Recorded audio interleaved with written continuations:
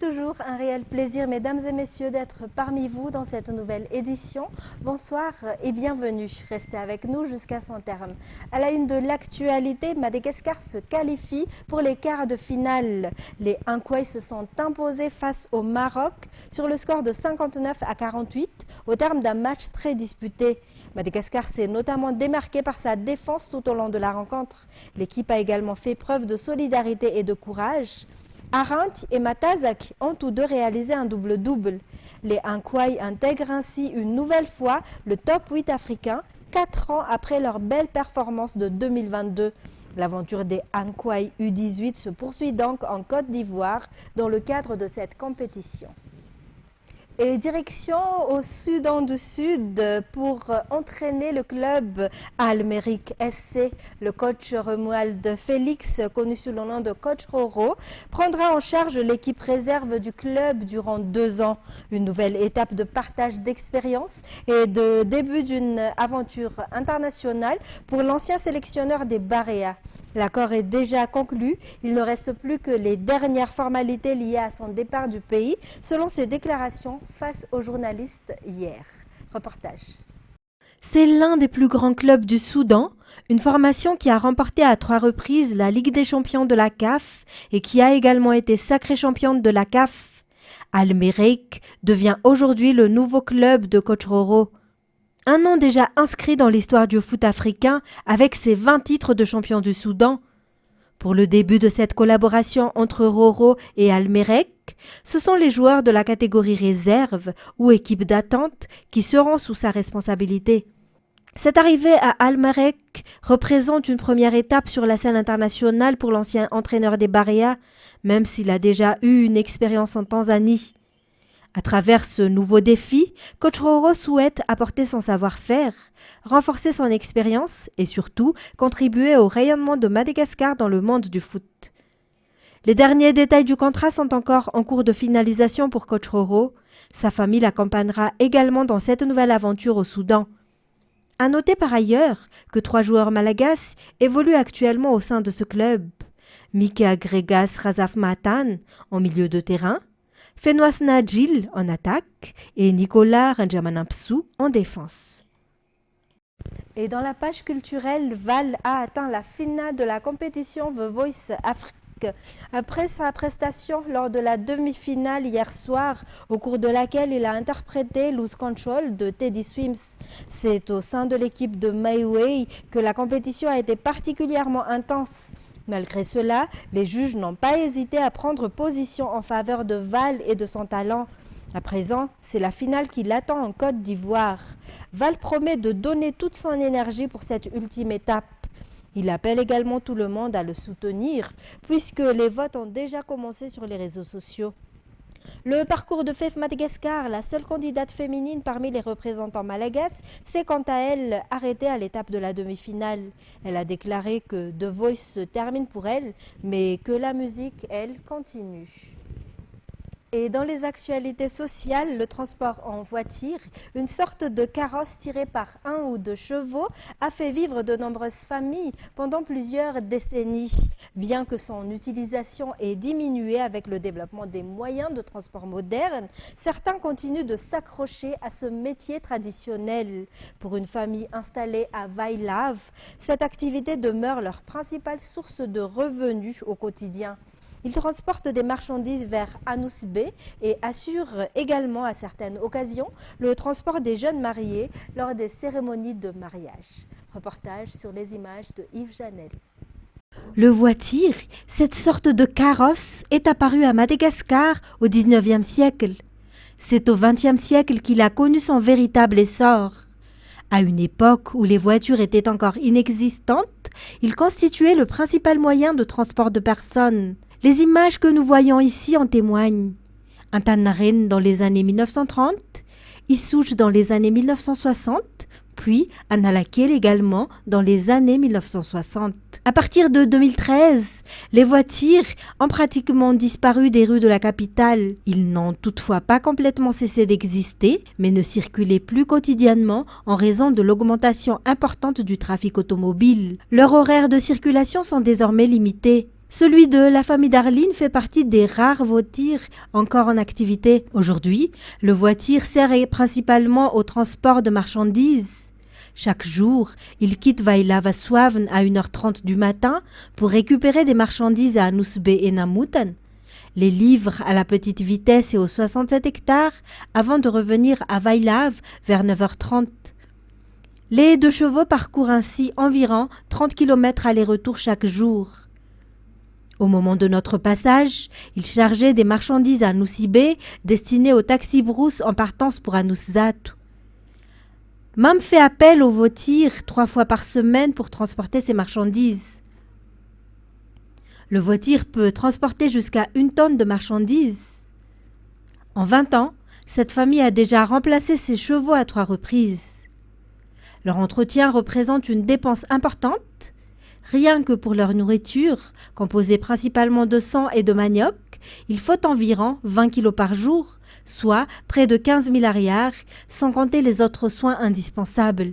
Pour cette famille, le voiture n'est pas une activité complémentaire, mais bien leur principal moyen de subsistance. En plus de l'élevage, c'est cette activité qui leur permet de vivre. Ils ne sont toutefois pas les propriétaires de ces chevaux, ils les louent. Lorsque les affaires marchent bien, ils peuvent gagner 50 000 arrières ou davantage par jour. En période plus calme, les recettes tournent autour de 30 000 arrières. Mais ils doivent tout de même verser quotidiennement 20 000 arrières de location, poursuit Aline. De l'autre côté de Vailav, cela fait maintenant 3 ans que la famille de bébés a cessé de travailler avec un voiture. Selon elle, cette activité n'est plus rentable. Aujourd'hui, un cheval peut coûter jusqu'à 10 millions d'arrières. En dehors du transport de marchandises, le voiture est également utilisé lors des cérémonies, notamment les mariages. Dans ce cas, ce sont les jeunes mariés qui prennent en charge la décoration de l'attelage, tandis que le coût de la location varie entre 200 000 à 300 000 arrières. Et puis, le nombre d'artisans travaillant le bois est actuellement en baisse. Selon les acteurs du secteur, les possibilités d'exporter leurs produits à l'international sont limitées et l'accès aux matières premières devient de plus en plus difficile. L'artisanat du bois fait pourtant partie des secteurs qui contribuent à faire connaître Madagascar à travers le monde. Reportage. Les artisans travaillant le bois sont actuellement confrontés à une pénurie de matières premières. Selon les professionnels du secteur, il devient de plus en plus difficile de se procurer le bois nécessaire à la production, ce qui limite leurs activités et entraîne une baisse de leurs revenus. Selon leurs explications, le nombre de personnes qui choisissent ce secteur diminue progressivement car il n'offre plus de garantie financière. Certains artisans ont même été contraints d'abandonner cette activité en raison du manque de matières premières et des difficultés liées à la production. Les acteurs du secteur appellent à un dialogue afin de trouver des solutions permettant de concilier la protection des ressources naturelles et le développement de l'artisanat. Selon leurs propositions, il serait possible de renforcer le reboisement et de mettre en place un système strict permettant de remplacer chaque arbre coupé afin de préserver un secteur qui contribue à la fois à l'identité de Madagascar et au développement de son économie. En politique, la famille du général Alfred Rakutumarunirin, ancien directeur général par intérim du FSM, Fonds souverain malagasy, ainsi que les descendants d'Imadi Al, appellent à ce que sa dignité humaine soit prise en compte dans le cadre de sa détention. Ce général à la retraite est placé en détention provisoire pour atteinte à la sûreté de l'État et incarcéré à Tiafa. Selon les plaintes de sa famille, elle ne peut également pas bénéficier de sa pension de retraite ni des avantages auxquels il a droit. Reportage. Voilà maintenant 6 mois que le général Alfred Rakutumarunirin, ancien directeur général par intérim du FSM ou Fonds souverain malagasy, est placé en détention provisoire à Tiafa. L'enquête approfondie le concernant est déjà terminée, mais la famille n'a toujours pas obtenu de date pour son procès. Le général Alfred Rakutumarunirin est impliqué dans une affaire d'atteinte à la sûreté de l'État. À ce jour, aucune décision de justice ne vient confirmer les accusations portées contre le général. Sa famille et les descendants d'Imadi Al réitèrent ainsi leur demande de voir une procédure judiciaire claire et équitable être engagée afin que cette affaire ne reste pas au stade de simple accusation. De janvier à mars 2026, le général Alfred Ragout-Marnirin a occupé le poste de directeur général par intérim du FSM. Du côté de Madzang, 3 bandits ont été tués puis brûlés par la population à Pumbulav, dans la commune rurale de Madzamb, district de Madzanga 2, hier soir. Selon les informations, ils venaient d'attaquer un couple qui se rendait à Burmalinde pour acheter des bœufs. Les malfaiteurs ont blessé la femme avec un couteau avant de s'emparer d'une somme de 20 millions d'ariars. À la suite de la poursuite et de la traque des bandits, les 3 hommes ont été capturés par la population et ont immédiatement fait l'objet d'une vindicte populaire. Une 4e personne qui serait leur complice et qui aurait avec lui les 20 millions d'ariars dérobés est actuellement recherchée par les forces de l'ordre.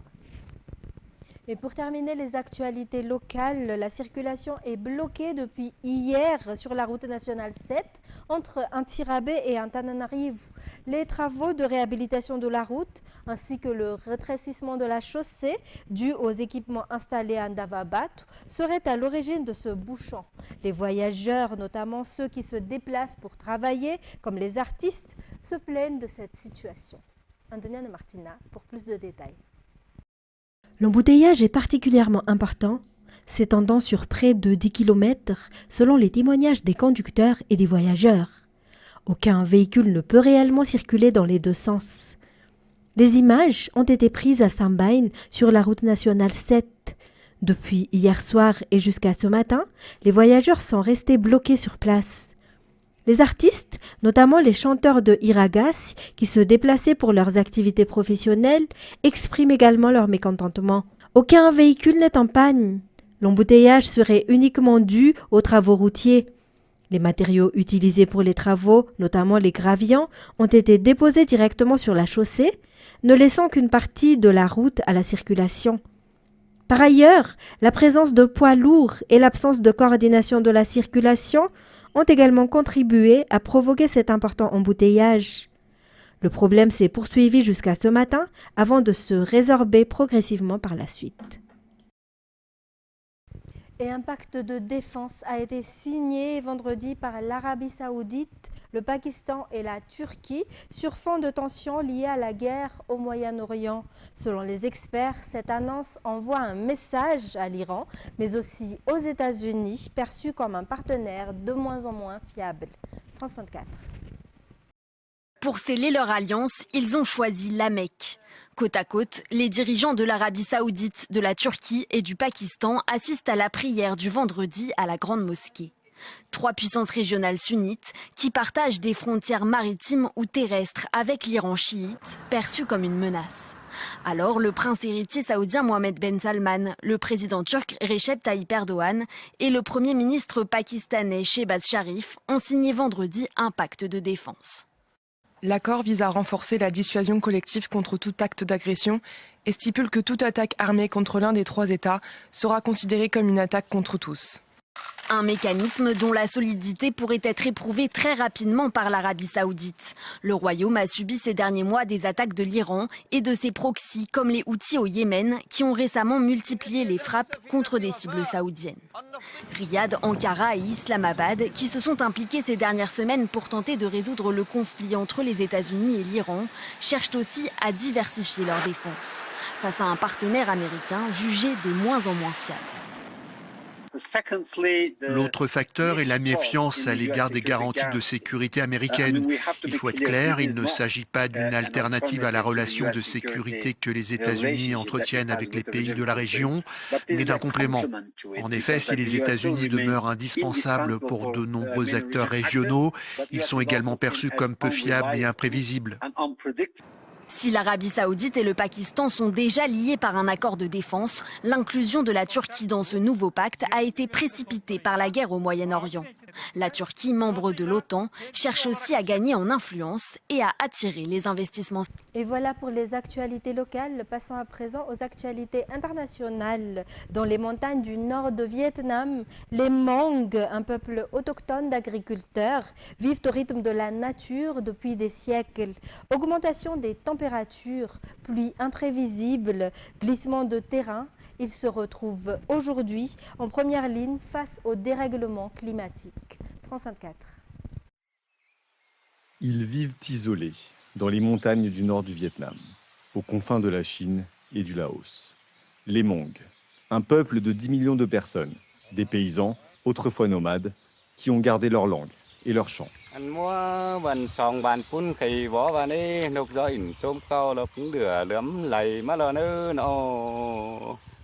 je ne suis pas un très bon chanteur. On chante cette chanson au moment de commencer une nouvelle culture, après le Nouvel An. Ça parle de la joie qu'on ressent à ce moment-là. Mais cette joie se fait de plus en plus rare. À cause du réchauffement climatique, les périodes de sécheresse, plus longues, abîment les rizières. Pong Thi travaille ici depuis qu'elle est enfant. À seulement 27 ans, elle ne reconnaît plus ses terres. Ici, avant, il y avait de l'eau. Mais maintenant, il n'y en a plus. Pour cultiver le riz, il faut attendre qu'il pleuve. Et seulement à ce moment-là, on peut commencer à planter. Pong Thi, comme beaucoup de familles de son village, a donc choisi d'abandonner la culture ancestrale du riz, qui nécessite une inondation continue. Maintenant, je ne cultive plus que du taro, parce que ça pousse mieux et ça s'adapte mieux au réchauffement climatique. Le taro s'impose peu à peu comme une culture de substitution, un peu mieux adaptée au manque d'eau. Dans ce village, c'est la deuxième année de suite qu'il est cultivé. Loin de s'en réjouir, la mère de Pong Thi, 63 ans, est préoccupée par l'avenir.